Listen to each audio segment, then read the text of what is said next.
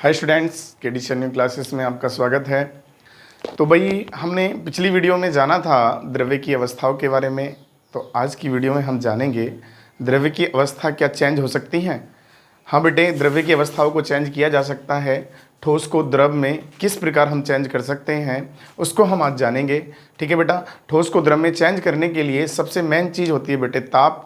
तो आज हम जानेंगे ताप परिवर्तन के प्रभाव क्या होते हैं। ठीक है बेटा, तो चलो देखते हैं। एक एक्टिविटी के अनुसार मैंने क्या किया है, यहाँ पर एक बीकर लिया है और बेटे इस बीकर में मैंने बर्फ़ के टुकड़े लगाए हैं। यहाँ पर इस बीकर के अंदर बर्फ़ के टुकड़े लगाए हैं और इस बीकर के अंदर मैंने बेटे क्या डाला है, एक थर्मामीटर डाला है और यहाँ पर एक कांच की रोड भी मैंने डाली है। ज़रूरत पड़ने पर मैं इसे प्रयोग करूँगा। ठीक है बेटा, इस बीकर के अंदर मैंने क्या किया है, बर्फ़ के टुकड़े यहाँ पर लगाकर इसको किस पर रखा है, एक स्टैंड पर रखा है और यहाँ से ये क्या होता है, यहाँ पर एक बर्नर रखा हुआ है और यहाँ पर एक तार जाली होती है बेटे, जिससे क्या होता है, बर्नर से जो ताप है सीधा तार जाली को मिलता है और वो सीधा किस पे जाता है बेटे, बीकर पे जाता है। आप लेबोरेटरी के अंदर जाएंगे तो आप इसे अच्छे से देख सकते हैं। तो बेटे ये बर्नर है और बर्नर क्या करेगा, यहाँ से बर्नर से मैं इसे ऊष्मा दूंगा और ऊष्मा देने से पहले मैं आपको एक बात बताना चाहता हूँ कि बेटे मेरे पास जो बीकर है, बीकर में जो मैंने थर्मामीटर डाला है, तो थर्मामीटर मेरा टेम्परेचर बताता है। मान लो यहाँ पर इसने टेम्परेचर बताया है कितना भैया, बर्फ़ कितने ताप पर जमता है, 0 डिग्री सेंटीग्रेड पर जमता है, या फिर मैं कह सकता हूँ 273.15 केल्विन ताप पर क्या होता है बेटे, जमता है। ठीक है बेटा, तो जब यहाँ पर बर्फ़ लगा हुआ है तो इसका टेम्परेचर मेरा थर्मामीटर या टेम्परेचर मापी क्या बता रहा है कि 0 डिग्री सेंटीग्रेड है। अब बेटे मुझे क्या देखना है कि जैसे ही मैं बर्नर से इसे ऊष्मा देता हूँ तो ऊष्मा देने पर क्या मेरे किसका भैया, क्या मेरे इस पात्र के अंदर रखे बर्फ़ के अंदर का ताप चेंज होता है, वो मुझे देखना है। तो बेटे ज़रा समझेंगे ध्यान से कि जैसे ही मैं इसे ऊष्मा देता हूँ तो मेरे बर्फ़ के कण क्या गति पैदा करते हैं उसको पहले समझते हैं। बेटे मैंने बताया था कि जब कण क्या होते हैं, एक दूसरे के समीप आते हैं। कैसे आते हैं, जब आकर्षण बल उनको पास पास लाता है तो पास पास लाने पर बेटे वो किस में आ जाते हैं, ठोस अवस्था में आ जाते हैं। और जब वो ठोस अवस्था में आते हैं बेटे तो उनके बीच लगने वाला आकर्षण बल क्या होता है बेटे, बहुत प्रबल होता है और जिसके कारण क्या हो जाता है, वो भैया ठोस अवस्था ग्रहण कर लेता है। कौन भैया, मेरा मॉलिक्यूल। ठीक है बेटा, तो अब मुझे बताना क्या है कि जैसे ही मैं यहाँ से बर्नर से इसको क्या देता हूँ बेटे, ऊष्मा देता हूँ, तो ऊष्मा देते ही मेरे सॉलिड के कणों के अंदर गतिज ऊर्जा पैदा हो जाती है बेटे। और जैसे ही उनके अंदर गतिज ऊर्जा पैदा होती है तो गतिज ऊर्जा पैदा होने के कारण क्या होता है भैया, मेरे कणों के अंदर क्या होता है भैया, इन कणों में इतनी ऊर्जा बढ़ती जाती है, इतनी ऊर्जा बढ़ती जाती है कि ऊर्जा जो है इनके बीच लगने वाला जो आकर्षण बल है उनको पार कर जाती है। क्या कर जाती है बेटे, पार कर जाती है। और जैसे ही उनके आकर्षण बलों को पार करेगी ऐसे, तो पार करने पर मेरे मॉलिक्यूल्स की गतिज ऊर्जा तो बढ़ गई है ऑलरेडी, तो वो क्या करेंगे भैया, जिस अट्रैक्शन फोर्स से वो क्या थे, जुड़े हुए थे, वो क्या हो गए बेटे, स्वतंत्र हो गए हैं। और जैसे ही स्वतंत्र होंगे तो स्वतंत्र होते ही भैया मेरे किसकी भैया, जो मेरे बर्फ यहाँ पर लगाया था इसकी स्टेट चेंज हो गई बेटे। किस में चेंज हो जाएगा तुरंत, ये किस में चेंज हो जाएगा बेटे, लिक्विड में चेंज हो जाएगा, द्रव में चेंज हो जाएगा बेटे।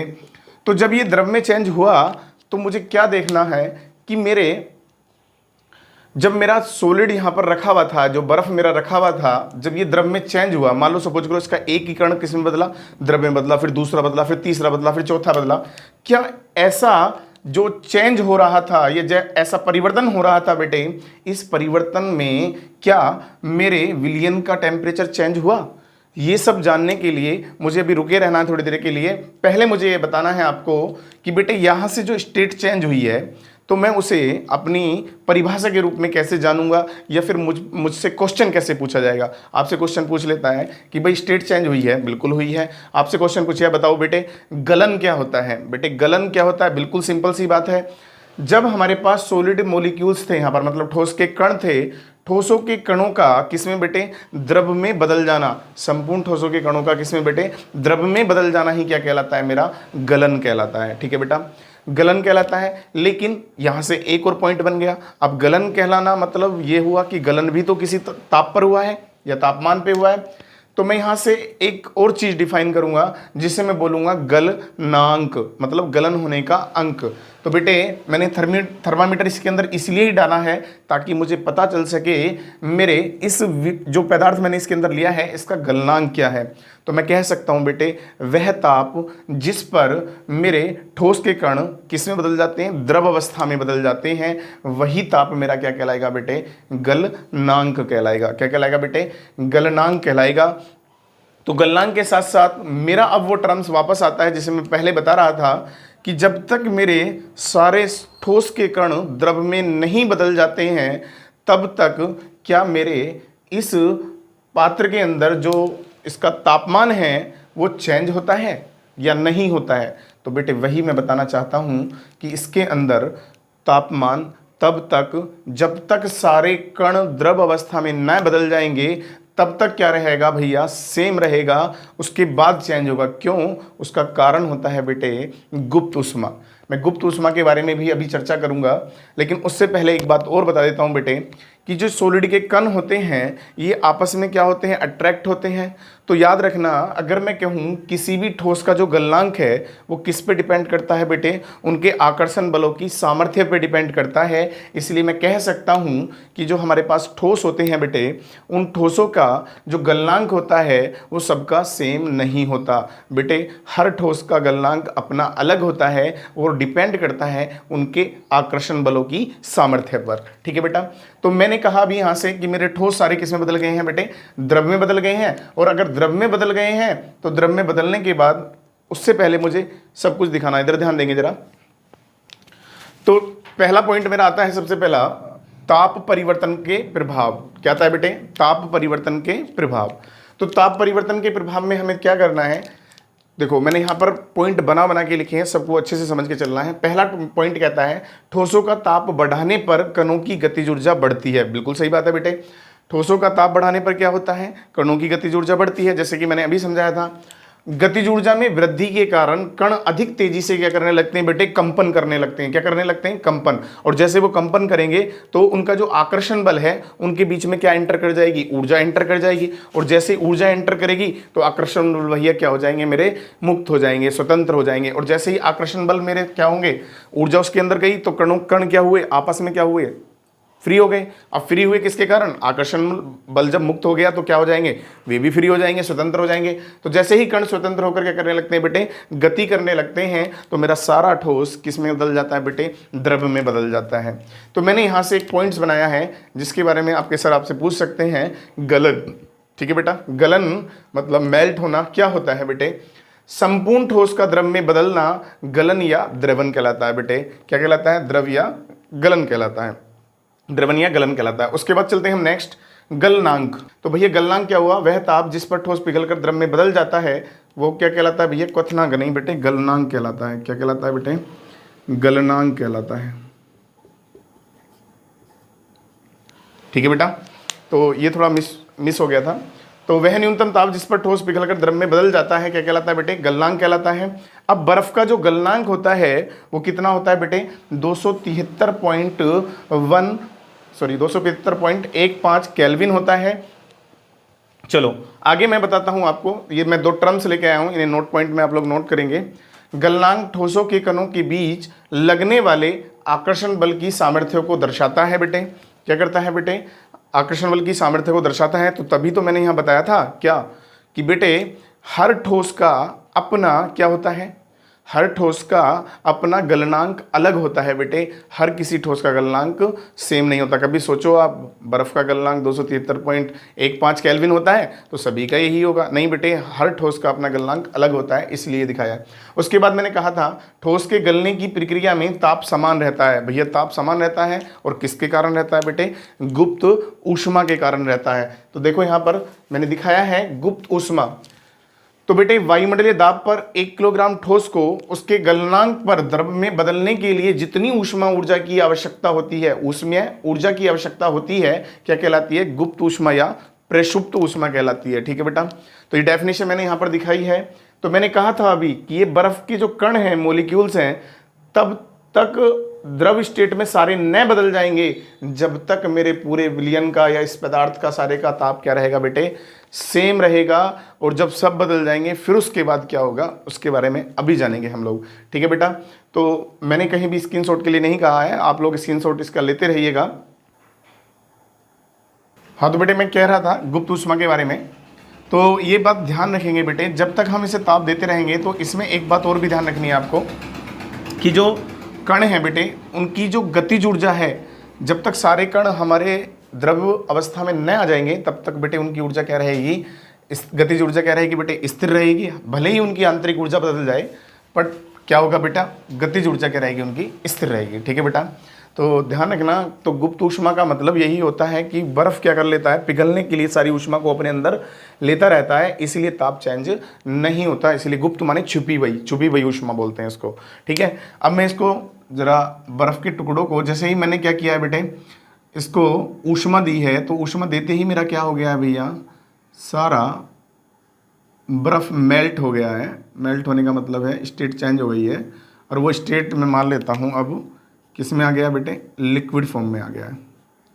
किस में आ गया बेटे, लिक्विड मतलब द्रव फॉर्म में आ गया। ठीक है बेटा, क्योंकि अभी हमारे ताप परिवर्तन का प्रभाव खत्म नहीं हुआ है, तो समझेंगे। अब जैसे ही ये किस में चेंज हो गया बेटे, सारा लिक्विड में चेंज हो गया। अब मुझे समझना है आगे क्या, कि मैं इसे ऊष्मा कंटिन्यू दे रहा हूँ। क्या दे रहा हूँ बेटे, ऊष्मा इसे कंटिन्यू दे रहा हूँ। जब मैं इसे ऊष्मा कंटिन्यू दे रहा हूँ तो देते देते मुझे क्या देखना है कि मेरे जो अब द्रव के कण हैं बेटे, इनकी गतिज ऊर्जा क्या होने लगेगी, तेजी से बढ़ने लगेगी। और जब बेटे इनकी गतिज ऊर्जा तेजी से बढ़ने लगेगी तो ये कण, जब इनकी गतिज ऊर्जा बढ़ेगी तो कणों के बीच जो आकर्षण बल है, तो बेटे वो क्या होगा, जब ऊर्जा ज़्यादा बढ़ जाएगी तो इनका आकर्षण बल भी क्या हो जाएगा बेटे, टूट जाएगा, और ये क्या हो जाएंगे, स्वतंत्र हो जाएंगे। और स्वतंत्र होने के कारण ये तुरंत क्या करेंगे, अपनी अवस्था को चेंज करेंगे। और बेटे उस अवस्था को जिससे चेंज करेंगे, उस चेंज को मैं क्या बोलूँगा, क्या, ये गैसीय स्टेट में चले जाएंगे। कौन सी अवस्था में चले जाएंगे बेटे, गैसीय स्टेट में चले जाएंगे। तो मैं इसे पढ़ी लिखी भाषा में कहूँगा क्या भैया, क्वथन। क्या बोलूँगा, क्वथन। क्वथन का मतलब क्या होता है कि जब गैस, मेरे द्रव के कण किस में भैया, गैस के कणों में बदल जाते हैं, तो वो क्या कहलाता है, मेरा क्वथन कहलाता है। मैंने यहाँ पर दिखाया भी है बेटे, द्रव के कण गैस में बदल कर कहाँ। और एक बात और भी ध्यान देंगे, जब गैस में बदलते हैं तो आपने देखा है, जब आप घर पे पानी वगैरह गर्म करते हैं तो आपने देखा है उससे जो भाप बनती है, ऊपर उड़ती है, तो उड़ने के बाद क्या आपको दिखाई देती है, कहाँ चली गई है, तो बेटे वो वायुमंडल में क्या हो जाती है, विलीन हो जाती है या विलय हो जाती है। ठीक है बेटा, तो ये कह रहा है यहाँ पर, द्रव के कण गैस में बदलकर वायुमंडल में विलय होने लगते हैं, जिसे हम क्या कहते हैं बेटे, जिसे क्वथन कहते हैं। ठीक है बेटा, लेकिन मैं उसी के साथ साथ एक बात और मैं बताना चाहता हूँ। ये मेरा पहला टेम्परेचर किसके था, जब बर्फ़ का था। अब मेरा टेम्परेचर भी भैया चेंज हुआ है। अब मैं जैसे जैसे क्या देता रहूँगा, अपने इस लिक्विड को ऊष्मा देता रहूँगा, तो ऊष्मा देते देते धीरे धीरे क्या होता रहेगा, इसका टेम्परेचर इंक्रीज होता रहेगा। और इंक्रीज होता होता होता मेरा कहाँ पर पहुँच जाएगा बेटे, 100 डिग्री सेंटीग्रेड पर, या फिर मैं कहूँगा 373.15 केल्विन ताप पर क्या हुआ भैया, मेरे जैसे ही इस लिक्विड का टेम्परेचर मतलब जल का ताप कितना पहुंच गया है, 373.15 केल्विन पर पहुंच गया है, तो ये मेरा पूरा द्रव क्या करने लगेगा बेटे, बॉयल करने लगेगा, उबलने लगेगा। और जब ये उबलने लगेगा तो इसकी स्टेट चेंज होने लगेगी। अब वह ताप, जिस ताप पर मेरा द्रव किस में बदल गया है बेटे, गैस में बदल गया है, या फिर मैं कह सकता हूँ उबलने लगा है, वही क्या कहलाएगा, मेरा क्वथनांक कहलाएगा। एक बात और भी है बेटे, क्वथनांक जो होता है, इसकी डेफिनेशन देखो आप, अब आगे चल के बड़ी क्लासों में थोड़ा अलग भी पढ़ोगे। ये बिल्कुल सिंपल डेफिनेशन है, एक डेफिनेशन और होती है, मैं उसे नहीं बताऊंगा अभी, तुम्हारे लिए वो हार्ड हो जाएगी थोड़ा। ठीक है बेटा, तो इसीलिए मैं आगे बात करता हूँ क्या, तो मेरा क्वथनांक क्लियर हुआ। तो उसी के साथ साथ मैं बता देता हूँ क्या, कि बेटे जिस प्रकार से गुप्त ऊष्मा किसकी थी बेटे, बर्फ़ की थी, ऐसे ही हमारे यहाँ पर क्या होती है, वाष्पीकरण की भी क्या होती है बेटे, गुप्त ऊष्मा होती है। सेम डेफिनेशन है उसी की तरह। वायुमंडलीय दाब पर 1 किलोग्राम द्रव को उसके क्वथनांक पर वाष्प में बदलने के लिए आवश्यक ऊष्मीय ऊर्जा क्या कहलाती है भैया, वाष्पीकरण की गुप्त ऊष्मा कहलाती है। ठीक है बेटे, तो ये पॉइंट था। चलो इसे अच्छे से क्या कर लेंगे, आप लोग स्क्रीनशॉट कर लीजिएगा। आगे चलता हूँ मैं नेक्स्ट पॉइंट पर। चलो तो बेटे, तो मैं यहां से बताऊंगा आपको बेटे, ताप की इकाई बोले तो यूनिट या मात्रक। ठीक है बेटा, ताप की इकाई क्या होती है, तो बेटे ताप की इकाई होगी हमारी केल्विन, या फिर होती है बेटे डिग्री सेल्सियस। ठीक है ना, ये संकेत होते हैं डिग्री सेल्सियस के। तो मैं आपको ये बताना चाहता हूँ कि अगर हमारे पास टेम्परेचर किसी इकाई मतलब डिग्री सेल्सियस में दिया है और इसको चेंज करना है बेटे किसमें, केल्विन में चेंज करना है। के का मतलब क्या है बेटे, केल्विन में चेंज करना है। तो हमेशा याद रखेंगे डिग्री सेल्सियस को केल्विन में चेंज करने के लिए केल्विन बराबर डिग्री सेल्सियस प्लस 273.15। आपकी मर्जी है, चाहे आप 15 ले भी सकते हैं, नहीं भी ठीक है बेटे। ये फुल मान होता है, मतलब कंप्लीटली मान होता है, लेकिन ज़रूरी नहीं है। हम मतलब सुविधा के लिए 15 नहीं लेते, छोड़ देते हैं, ठीक है बेटा। तो केल्विन को अगर मुझे डिग्री सेल्सियस को मुझे अगर केल्विन में चेंज करना है तो बेटे क्या करूँगा मैं, डिग्री सेल्सियस में 273 ऐड कर दूंगा। और अगर मुझे डिग्री सेल्सियस क्या करना है, डिग्री सेल्सियस में चेंज करना है किसको, केल्विन को चेंज करना है डिग्री सेल्सियस में, तो मैं क्या करूँगा बेटे, डिग्री सेल्सियस बराबर क्या करूँगा, केल्विन, अब क्या कर दूंगा -273 केल्विन, ठीक है बेटा। तो चलो देख लेते हैं कैसे। मान लो मैंने अभी बताया था आपको बर्फ़, क्या बताया था बेटे, बर्फ़, और इसका जो क्वथनांक था, आई मीन बीपी शॉर्ट में कहते हैं क्वथनांक को, कितना था बेटे, बर्फ़ का क्वथनांक कितना था, बर्फ़ का जो गलनांक था वो कितना था बेटे, गलनांक मेल्टिंग पॉइंट होता है, वो होता है मेरा कितना भैया, 0 डिग्री सेंटीग्रेड, ठीक है बेटा। अब मैं कहता हूँ इसे केल्विन में चेंज करो, तो 0 डिग्री सेंटीग्रेड प्लस 273, ठीक है बेटा, ऐड किया तो किस में आ गया बेटे, मेरा आ गया 273 केल्विन में आ गया, ठीक है बेटा। अब मैंने कहा आपसे क्या, कि जैसे कि मैंने कहा अभी आपसे कि मेरा जो जल है उसका जो क्वथनांक होता है, क्वथनांक को बीपी से शो करते हैं बेटे, बॉइलिंग पॉइंट शॉर्ट में, और कितना है भैया, 100 डिग्री सेंटीग्रेड है, कितना है बेटे, 100 डिग्री सेंटीग्रेड। तो क्या करूँगा मैं, 100 डिग्री सेंटीग्रेड को मुझे केल्विन में चेंज करना है, तो 100 डिग्री सेंटीग्रेड प्लस 273, तो बराबर कितना आ जाएगा बेटे मेरा, 373 केल्विन आ जाएगा, ठीक है बेटा। समझ में आता है सबको। अगर वो उल्टा कहने लगे, वो कहने लगे क्या भैया 373 केल्विन को किस में चेंज करना है बेटे, को डिग्री सेल्सियस में चेंज करना है, तो मुझे क्या करना पड़ेगा, 373 माइनस क्या कर दूंगा भैया मैं, 273 घटाऊंगा, तो मेरा कितना आ जाएगा, 100 डिग्री सेल्सियस आ जाएगा, ठीक है बेटा। तो ऐसे तो करते हैं हम किसको भैया, ताप को चेंज करते हैं, ठीक है बेटा। ताप की जो यूनिट चेंज करते हैं वो मैंने तुम्हें समझाई है अभी। चलो नेक्स्ट चलते हैं, अब मैं आगे इसको रफ करता हूँ, तो ज़रा ध्यान देंगे। तो बेटे अब मुझे देखना है यहाँ पर क्या, मेरा जो ठोस है, अगर मेरी ठोस अवस्था है तो मैं कह सकता हूँ ठोस अवस्था को किस में बेटे, द्रव अवस्था में मैं चेंज कर सकता हूँ, क्या देकर भैया, ताप या ऊष्मा देकर कर सकता हूँ बेटे, क्या देकर भैया, मैं ऊष्मा देकर क्या कर सकता हूँ, ठोस अवस्था को द्रव अवस्था में चेंज कर सकता हूँ, और द्रव अवस्था को किस में बेटे, गैस अवस्था में, किस में बेटे, गैस अवस्था में चेंज कर सकता हूँ, क्या भैया, यहाँ भी ऊष्मा देकर, क्या देकर बेटे, ऊष्मा देकर, ठीक है।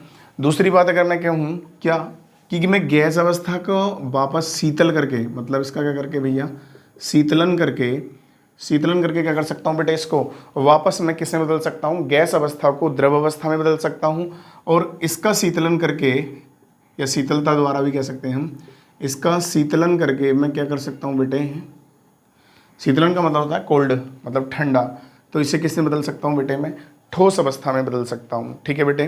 तो चलो भाई, मैंने आपको बताया यहाँ पर ठोस अवस्था को द्रव अवस्था में, द्रव अवस्था को गैस अवस्था में, और वापस गैस अवस्था को द्रव अवस्था में, द्रव अवस्था को ठोस अवस्था में क्या कर सकते हैं बेटे, परिवर्तित कर सकते हैं। तो हम कह सकते हैं मेरा जो द्रव्य है उसको, द्रव्य की जो अवस्थाएं हैं उनको एक रूप से दूसरे रूप में बेटे बदला जा सकता है, ठीक है बेटे। नेक्स्ट बात मैं करता हूँ कि क्या मैं ठोस अवस्था को सीधा गैस अवस्था में बदल सकता हूँ। तो इसी टर्म को जानने के लिए मैं यहाँ पर एक एक्टिविटी लेकर आया हूँ, ज़रा ध्यान देंगे।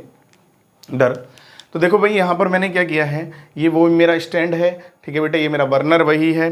तो इसमें मैंने क्या किया है, यहाँ पर एक क्या ली है, क्या मैंने कांच की एक मतलब चाइना डिस्क बोलते हैं हम उसको बेटे, चीनी कांच बोलते हैं।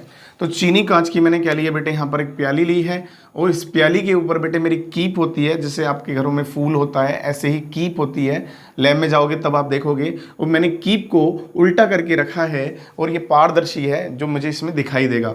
और बेटे मैंने इसके अंदर क्या लिया है, इस अपनी चाइना डिस्क के अंदर लिया है अमोनियम क्लोराइड, और या फिर मैं इसकी जगह क्या ले सकता हूँ बेटे, कपूर तो सभी लोगों ने देखी होगी, पूजा में इस्तेमाल होती है, ठीक है बेटा, कपूर भी ले सकता हूँ मैं। तो जब मैं बर्नर को रखकर यहाँ पर क्या करता हूँ, इस कपूर को ताप देता हूँ या फिर अमोनियम क्लोराइड को ताप देता हूँ, तो ताप देने पर मैं क्या देखता हूँ कि मेरा जो ठोस है, जो भी इसके अंदर है, वो द्रव अवस्था में न बदल के सीधा किस में बदल जाता है बेटे, गैसीय अवस्था में बदल जाता है। अर्थात मुझे यहाँ से कोई लिक्विड की बूंद नहीं दिखाई देती और धीरे धीरे मेरा क्या भैया, ठोस गायब होने लगता है। क्या होने लगता है बेटे, ठोस धीरे धीरे गायब होने लगता है। तो मैं यहाँ से क्या कहूँगा कि यहाँ पर मेरे ठोस का क्या हुआ है, जो ठोस मेरा द्रव अवस्था में बदलकर सीधा किस में बदल गया है बेटे, गैसीय अवस्था में बदल गया है। इसी घटना को मैं बेटे क्या बोलता हूँ, ऊर्ध्वपातन। क्या बोलूँगा बेटे मैं, ऊर्ध्वपातन, ठीक है। तो मेरा यहाँ से टर्म्स बन जाता है ऊर्ध्वपातन, सब्लिमेशन इंग्लिश में बोलते हैं बेटे इसको। ऊर्ध्वपातन क्या होता है जरा समझ लेंगे। तो बेटे ऊर्ध्वपातन का मतलब होता है द्रव अवस्था में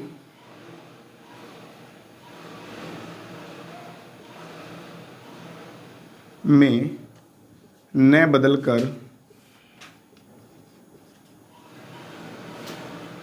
बदलकर जब कोई ठोस सीधे गैसीय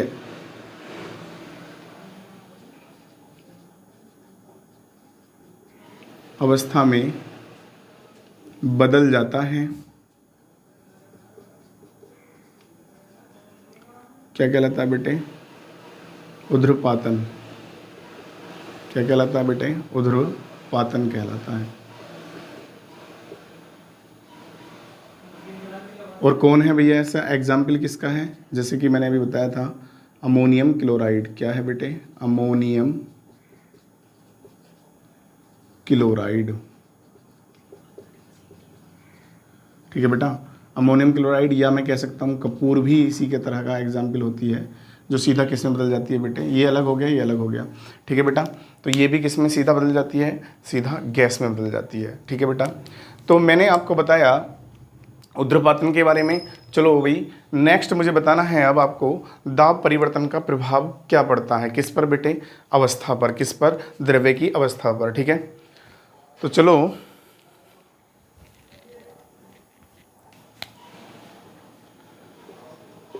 दाब परिवर्तन का प्रभाव, ठीक है बेटा, किस पर, तो हमारा तो द्रव्य ही चल रहा है और द्रव्य में हमें जानना है दाब परिवर्तन का क्या प्रभाव पड़ता है, ठीक है बेटा। तो दाब परिवर्तन का प्रभाव समझाने से पहले मैं आपको एक बात बताता हूँ कि मेरे पास क्या है, ये सिलेंडर मान लेता हूँ, चलो क्या है बेटे, ये सिलेंडर है और मैं 3 सिलेंडर एक साथ लेके चलूँगा।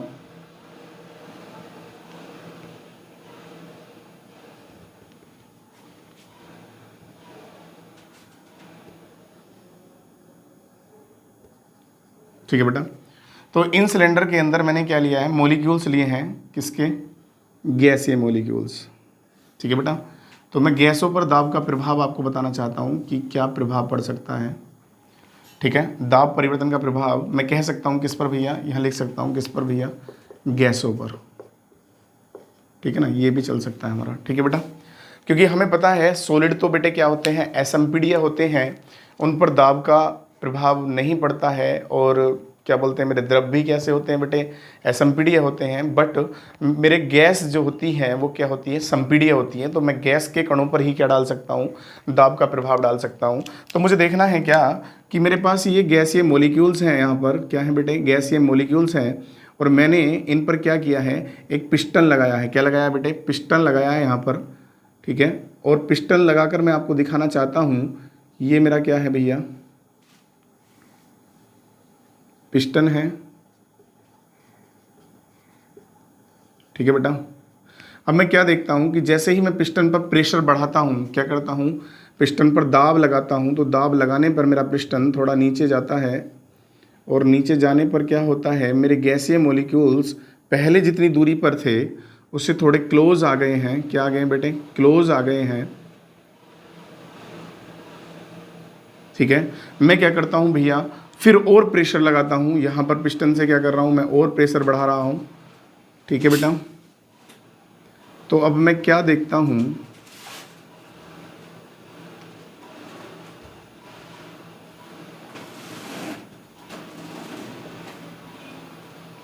क्या बेटे, इस पिस्टन से मेरे मॉलिक्यूल्स और ज़्यादा क्या आ गए हैं बेटे, क्लोज आ गए हैं। तो मैं कह सकता हूँ कि गैसीय मॉलिक्यूल पर क्या लगाकर बेटे, दाब लगाकर मैं क्या कर सकता हूँ, मॉलिक्यूल्स को बहुत पास पास ला सकता हूँ। क्या, अब मेरा यहाँ से क्वेश्चन बनता है कि क्या मैं पिस्टन से किस पर बेटे, गैसीय मॉलिक्यूल पर प्रेशर लगाकर उसकी अवस्था चेंज कर सकता हूँ? क्या उसको किस में बदल सकता हूँ बेटे, द्रव में बदल सकता हूँ? तो देखो लॉजिकली बात तो ये है कि मैं पिस्टन से कितना भी प्रेशर लगा लूँ, कितना भी प्रेशर लगा लूँ और मॉलिक्यूल्स को कितना भी पास पास ले आऊँ, अगर मैंने ताप को चेंज नहीं किया है, अर्थात ताप को नहीं घटाया है, तो मेरे मॉलिक्यूल जो गैसीय हैं वो कभी भी चेंज नहीं होंगे, द्रव में चेंज नहीं होंगे। बट यहाँ से मैं कह सकता हूँ दाब लगाने से क्या हो जाते हैं बेटे, दाब लगाने पर क्या भैया, गैस के अणु क्या हुए बेटे, पास पास आ जाते हैं। ठीक है बेटा, लेकिन मैंने कहा क्या मैं दाब लगाकर गैसीय मॉलिक्यूल्स को द्रव अवस्था में बदल सकता हूं? बेटे अगर मुझे अपने पिस्टन पर दाब लगाकर उसके ताप को घटाकर क्या करूं, अगर मैं दाब लगाकर ताप को घटा दूं तो बिल्कुल भैया मेरे गैसीय मॉलिक्यूल की स्टेट चेंज हो जाएगी। तो मैं कह सकता हूं, यहां से मेरा नोट पॉइंट बन सकता है, ये यहां से आपके किसी क्वेश्चन का आंसर भी हो सकता है ये। क्या बेटे, दाब लगाकर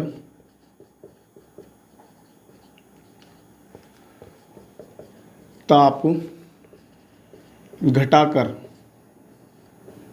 ठीक है बेटे, गैसों को द्रव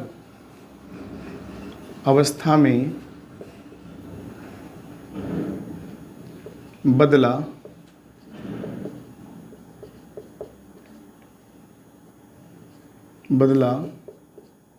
जा सकता है। ठीक है बेटा, तो उसी का मैं उदाहरण आपको बता सकता हूँ। जो हमारे पास कार्बन डाइऑक्साइड गैस होती है, तो बेटे जब इसे संग्रहित किया जाता है तो इसे उच्च दाब पर ही संग्रहित किया जाता है, और जब इसे हम वायुमंडलीय दाब पर लाते हैं, ठीक है बेटा, किस पर भैया, उच्च दाब पर संग्रहित किया जाता है। जब हम इसे वायुमंडलीय दाब पर लाते हैं तो वायुमंडलीय दाब पर लाने पर ये किस में आ जाता है भैया, कार्बन डाइऑक्साइड गैस में बदल जाता है। इसलिए कार्बन डाइऑक्साइड को शुष्क बर्फ़ के नाम से भी जाना जाता है। ठीक है बेटा, ड्राई आइस के नाम से भी जाना जाता है। ठीक है बेटा, तो मैंने आज की वीडियो में जो भी आपको पढ़ाया है तो आज के लिए इतना ही। बाकी मिलते हैं फिर भाई नेक्स्ट वीडियो में, तो अच्छे से पढ़ते रहना। ठीक है भाई, ओके, बाय बाय।